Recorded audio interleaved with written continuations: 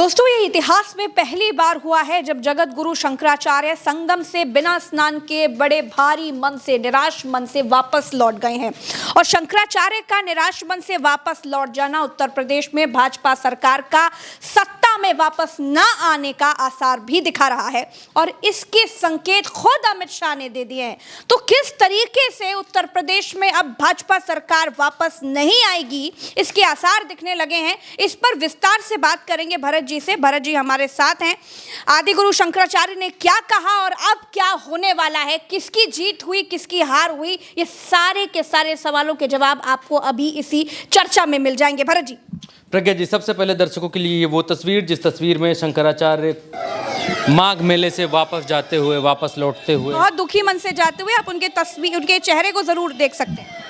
इस वैन में वापस जाते हुए दिखाई दे रहे हैं। शंकराचार्य हैं और उनके सारे समर्थक हैं जो भारी मन से उनके बगल बगल चल रहे हैं। और सामने वो गेट, ये हरे रंग का गेट, और इससे बाहर जाएंगे और यहाँ से काशी की तरफ प्रस्थान किया है। यानी बनारस होने के बाद शंकराचार्य आगे की तरफ बढ़ेंगे। यानी शंकराचार्य फाइनली अपना धरना उन्होंने ख़त्म किया और सरकार अपने ईगो में रही, घमंड में रही, और सरकार ने शंकराचार्य के आगे अपना घमंड नहीं त्यागा, अपना घमंड नहीं छोड़ा। अब इसके बाद अमित शाह ने एक बात कही प्रज्ञा जी, जो हैरान करती है। और अमित शाह के बाद शंकराचार्य ने भी एक बात कही, सेम बात, दोनों लोगों के मुख से सेम बात निकली है।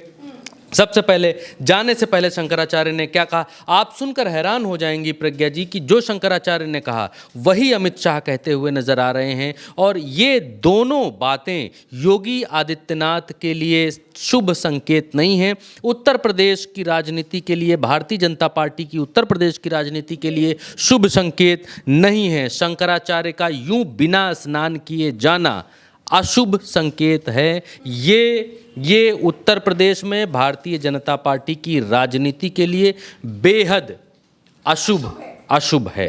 आप देखिए, मैं शंकराचार्य की बात आपको सुनाता हूँ। ये रहे शंकराचार्य, और शंकराचार्य ने क्या कहा ये सुनना चाहिए। इसकी तो हमको बैठ करके रणनीति बनानी होगी।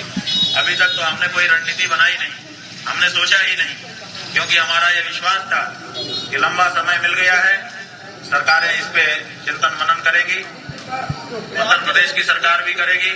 और उत्तर प्रदेश की सरकार जिस पार्टी की है उसी पार्टी की सरकार केंद्र सरकार भी है, वे भी इस पर चिंतन मनन करेंगे, क्योंकि केवल ये उत्तर प्रदेश का मसला नहीं है, ये विश्व में जहां पर भी सनातनी हिंदू विद्यमान है उन सबका मसला है। जरूर इस पे विचार होगा। इसलिए हम भरोसा करके, आशा करके बैठे हुए थे, लेकिन आज 11 दिन के बाद वो आशा हमारी टूटी है। और इसीलिए अब इस बारे में हम जो हमारे सहयोगी लोग हैं, चिंतक लोग हैं, उनको बुलाएंगे और बुला करके उनके साथ बैठेंगे और एक रणनीति बनाएंगे और उसकी घोषणा आपके माध्यम से करेंगे। और उसका क्रियान्वयन करते हुए सनातन धर्म के मान्य प्रतीकों की रक्षा के लिए जो भी करना होगा वो सब करने के लिए अब आगे बढ़ेंगे, क्योंकि सनातनी असहाय हो रहा है। हिंदू की बात तो कही जा रही है, लेकिन असली हिंदू जो सनातन धर्म को मानने वाला है, जो वेद शास्त्र को मानने वाला है, जो नदियों में स्नान को पुण्य मानता है, जो भगवान के प्रति भरोसा रखता है, ऐसे जो हमारे सनातन धर्मियों हैं उनकी सुध लेने वाला कोई नहीं है। जहाँ देखो धड़ल्ले से मंदिर तोड़े जा रहे हैं, जहाँ देखो वहीं पर संतों का अपमान किया जा रहा है, जहाँ देखो वहीं पर सरकार चढ़ाई कर रही है। वृंदावन में देखिए, हमारे मंदिर में जहाँ पर एक परंपरा स्थापित है, जहाँ पर परंपरा से भगवान की पूजा अर्चना होती है। शंकराचार्य ने यहाँ उत्तर प्रदेश सरकार की वो सारी कमियां बताई, वो सब कुछ बतला रहे हैं। और उन्होंने ये भी कहा कि सनातनियों का सनातन धर्म के लोग नदियों में नहाने को और बाकी सारी चीज़ों को शुभ समझते हैं, असली सनातनी वो हैं। और शंकराचार्य खुद, जो हिंदू धर्म के सबसे बड़े शंकराचार्य हैं, भगवान जिनको लोग कहते हैं, वो खुद बिना गंगा नहाए वापस चले गए। और इसके बाद अमित शाह का ये जो बयान है, अब ये बयान हैरान करने वाला है। एबीपी न्यूज़ पर चला ये बयान, इसको आपको सुनना चाहिए। गांधीनगर में उन्होंने कहा कि जो सरकार सनातन, खबर है गृह मंत्री अमित शाह का बड़ा बयान सामने आया है। गुजरात के गांधीनगर में उन्होंने कहा कि जो सरकार सनातनियों को निराश करेगी वो कभी सत्ता में वापस नहीं आएगी। ये गृह मंत्री की ओर से कहा गया है। सनातन धर्म को उचित महत्व दे। गुजरात के गांधीनगर में ये बड़ा बयान दिया गया गृह मंत्री अमित शाह के द्वारा। उन्होंने कहा कि जो भी सरकार सनातनियों को निराश करेगी वो कभी सत्ता में दोबारा वापस नहीं आएगी और सनातन धर्म को उचित महत्व सभी को देना ही होगा। ये उनकी ओर से बयान दिया गया कि गांधीनगर में अमित बहुत बड़ी बात, बहुत बड़ी बात। शाह ये बिल्कुल क्लियर कट कह रहे हैं कि जो सरकार सनातनियों का सम्मान नहीं करेगी वो सरकार सत्ता में वापस नहीं आएगी। तो क्या अमित शाह योगी आदित्यनाथ के लिए इस बात को कह रहे हैं? एक बात अभी आपने सुनी कि आदिगुरु शंकराचार्य इस बात को कह रहे हैं कि जिस पार्टी की सरकार उत्तर प्रदेश में है इसी पार्टी की सरकार केंद्र में भी है। तो अब सरकारों को ये चिंतन और मनन करना है, अब उस पार्टी को चिंतन और मनन करना है कि आगे क्या करना है। हम आगे की रणनीति बनाएंगे और आगे की रणनीति पर काम करेंगे कि कैसे सनातनियों को सुरक्षित किया जाए।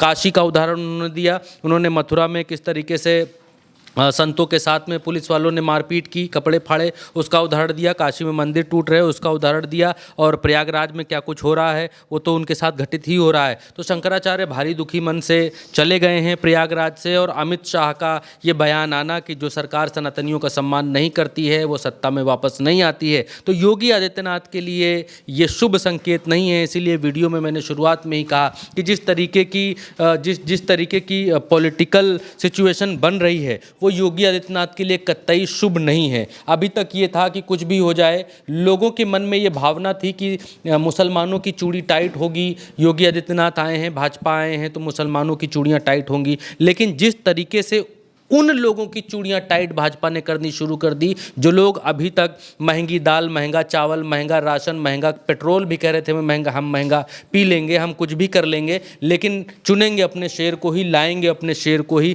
वो लोग आज शेर को गाली दे रहे हैं, शेर को गरिया रहे हैं और ये कह रहे हैं कि यूजीसी लाकर हमको बर्बाद कर दिया, हमने हर परिस्थिति में इनका साथ दिया, हर परिस्थिति में इनकी जय की, हमने हमेशा हर हर मोदी फलाना ढिमकाना जो कहना था सब कुछ हमने कहा, हर गलत परिस्थिति में भी इनकी तरफ से बोले, इनका साथ दिया। और आज की तारीख में ये हमारे लिए ही ये नासूर बनकर खड़े हो गए हैं, हमारे खिलाफ ही कानून ले आए। तो वो जो एक वर्ग है जिस वर्ग को सामान्य भाषा में लोग अंधभक्त कहकर पुकारते हैं, वो वर्ग एक तरफ भारतीय जनता पार्टी के खिलाफ खड़ा हो रहा है, दूसरी तरफ वो वर्ग है जो वर्ग हिंदुत्व के नाम पर, साधु संतों का वो वर्ग जो हिंदुत्व के नाम पर भारतीय जनता पार्टी के साथ खड़ा था, वो वर्ग भी यहाँ पर भारतीय जनता पार्टी से खिसक रहा है। और अमित शाह का ये कहना कि जिस भी पार्टी ने जिसने भी सनातनियों का सम्मान नहीं किया उनकी सरकार लौटती नहीं है, ये बहुत बड़ी बात है। अगर इसके पॉलिटिकल मायने निकाले जाएँ तो ये मायने बहुत बड़े हैं प्रज्ञा जी। और एक बात और है कि उत्तर प्रदेश में जब 2024 के चुनाव चल रहे थे तो इसी उत्तर प्रदेश में नरेंद्र मोदी को इसी उत्तर प्रदेश से कमज़ोर होना पड़ा था। भारतीय जनता पार्टी आधे से कम पर आकर अटक गई थी। जो भारतीय जनता पार्टी 70-75 पर घूमती थी वो भारतीय जनता पार्टी आधे से कम पर आकर अटक गई थी। अमित शाह को बहुत करारा झटका उत्तर प्रदेश से लगा था और ये कहा जा रहा था कि उत्तर प्रदेश की जो भाजपा है उसने अमित शाह का साथ नहीं दिया, उसने केंद्र की भाजपा का साथ नहीं दिया इस वजह से कि केंद्र वाले अगर ज़्यादा सीटें ले आएंगे तो योगी को हटा देंगे। अब वो बदला 2027 के चुनाव में ये कहा जा रहा है कि केंद्र की तरफ से या गुजरात लॉबी की तरफ से उत्तर प्रदेश की सरकार या उत्तर प्रदेश की भाजपा से लिया जा सकता है। उसमें अब जो कोड़ में खाज ये भी हो गया है कि एक तरफ सनातनी नाराज़ हैं, एक तरफ धर्म में बाबा लोग नाराज़ हैं, दूसरी तरफ वो वर्ग नाराज़ हो गया है जो वर्ग किसी भी परिस्थिति में हर गलत डिसीजन पे भारतीय जनता पार्टी को डिफेंड करने के लिए उतर आता था, वो वर्ग भी